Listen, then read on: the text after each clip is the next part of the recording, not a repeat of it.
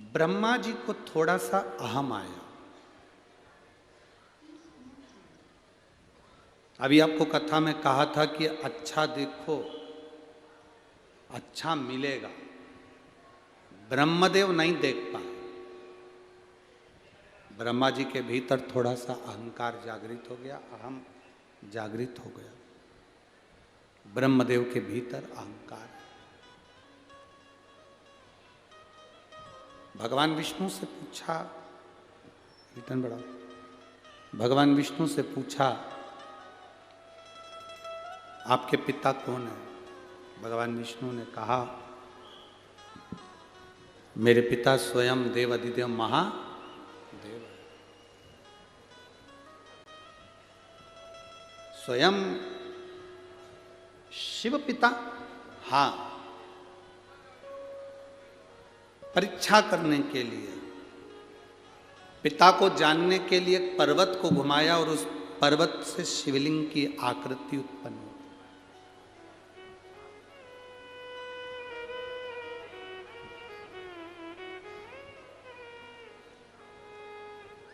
पर्वत से शिवलिंग की आकृति उत्पन्न हुई।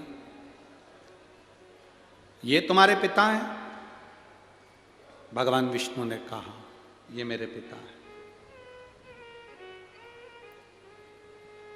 इन पिताजी का सिर कहां है? चरण कहां है? व्यर्थ के प्रश्न व्यक्ति को बर्बाद के ओर लेकर जाते हैं। बर्बादी की व्यर्थ के प्रश्न। कोई अच्छे प्रश्न हो ना तो कोई बात नहीं, अगर कोई व्यर्थ के प्रश्न करे तो फिर तो बेकार।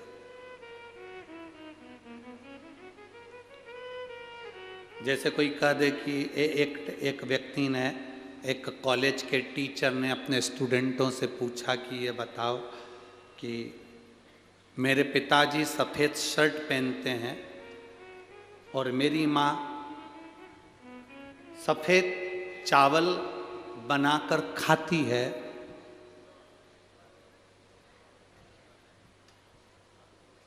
तो मेरी उम्र कितनी है?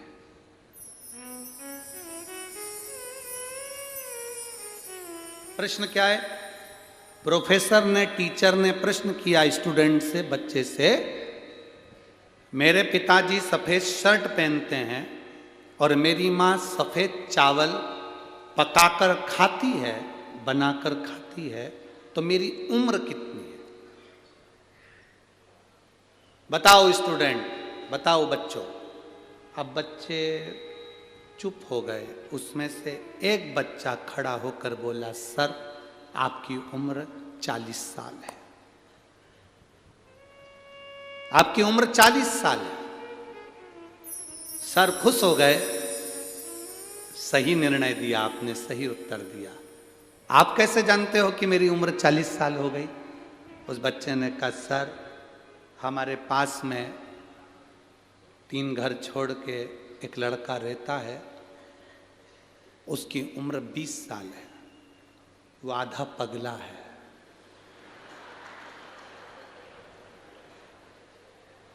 आपकी उम्र 40 साल है, मतलब आप पूरे पगले हो। ये कोई प्रश्न है? ये कोई प्रश्न है कि पिताजी सफ़ेद कुर्ता पहनते हैं, सफ़ेद शर्ट पहनते हैं, माँ सफ़ेद चावल खाती है, तो हमारी उम्र बताओ। अब ब्रह्मा जी ने भी ऐसी प्रश्न कर लिया भगवान विष्णु से, तुम्हारे ये शिवलिंग तुम्हारा पिताजी है, इसका सिर कहाँ है, इसका पाँव कहाँ है, बता। अब ऐसे फालतू के प्रश्न करोगे तो फिर बाद में कष्ट तो भोगना ही है।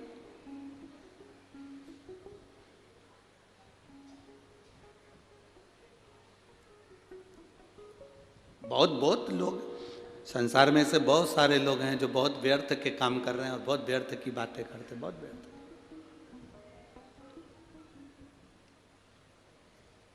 बहुत व्यर्थ की बात।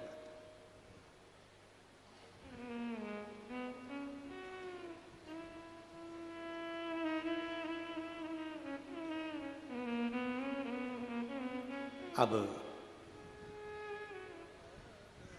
ब्रह्मा जी ने जैसे ही कहा तो भगवान विष्णु ने कहा ये मेरे पिता हैं, जिस शिवलिंग का तुम दर्शन कर रहे हो ये मेरे पिता हैं। आपसे निवेदन है, जब शंकर के शिवालय में जाना, शंकर के मंदिर में जाना, शंकर के शिवालय में जब दर्शन करने जाना, तो ये सोचकर कभी मत जाना कि ये शंकर हैं, सोचकर ये जाना कि ये मेरे पिता हैं और मैं इनसे अपने दिल की बात करने के लिए जा रहा हूं। ये मेरे पिता हैं, इनसे मैं अपने दिल की बात, अपने हृदय की बात करने के लिए जा रहा हूं। ये मेरे पिता हैं।